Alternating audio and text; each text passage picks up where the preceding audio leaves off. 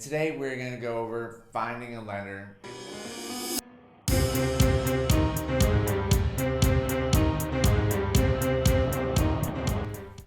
Welcome back to my channel, Marcus Allgood, JPAR Coast County here in Fairhope, Alabama. I appreciate everybody watching. And one of the reasons why finding a lender first is one of the most important steps in the home buying process.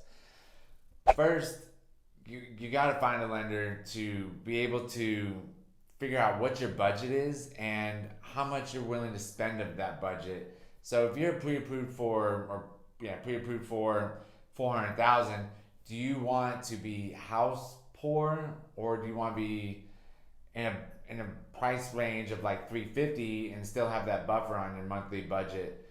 So that way you don't run into trouble of like you get a flat tire and you can't even fix your tires. You can't even buy tires for your car. So what you want to do is you want to reach out to the lender.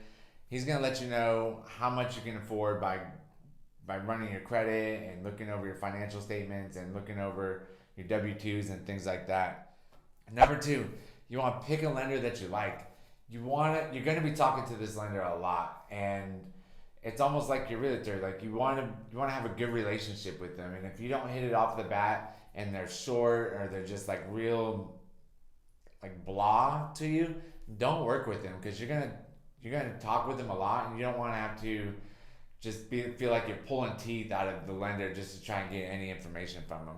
So pick a lender that's open, that talks a lot, that's gonna let you know how they communicate, and that's gonna be able to get the paperwork to you fast and get answers to you as quick as possible. Where we've talked to lenders before where it takes 2 or 3 days to get an answer from them, and a lot of times in the real estate industry we just can't afford 2 or 3 day lag time.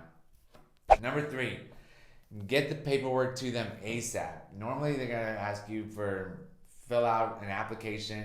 You're gonna fill that out as fast as possible, and then they're gonna ask you for proof of income, your W-2s, probably your tax returns for the last 2 years, your driver's license, and probably a couple other things just to verify that it's you. But get that paperwork to them as fast as possible. The longer you stall on that, the longer it takes to get a pre-qualification letter, pre-approval letter, and then the longer it is that we can go look at houses. Number four, have that application, the pre-approval letter ready to go. Have it printed out so that way we can bring it to the sellers, or we can fax it, or not fax it, we don't fax things anymore, or we can email it to the seller agent to let them know that we are pre-approved and that we can qualify for this house. And we're not messing around. Once we're pre-approved, we're not messing around. We're just not out lollygagging looking at houses and just in the dreamland of like, I hope we can find a house. But remember, 4 steps. Have a budget, talk to the lender, pick a lender you like, get the paperwork to them ASAP, and number 4, have that pre-approval ready to go. So that way we can send it to the seller's agent, and then we can get on to the next process of looking at homes. Stay tuned for the next video. Should be next on the playlist. Thanks a lot. Have a great day.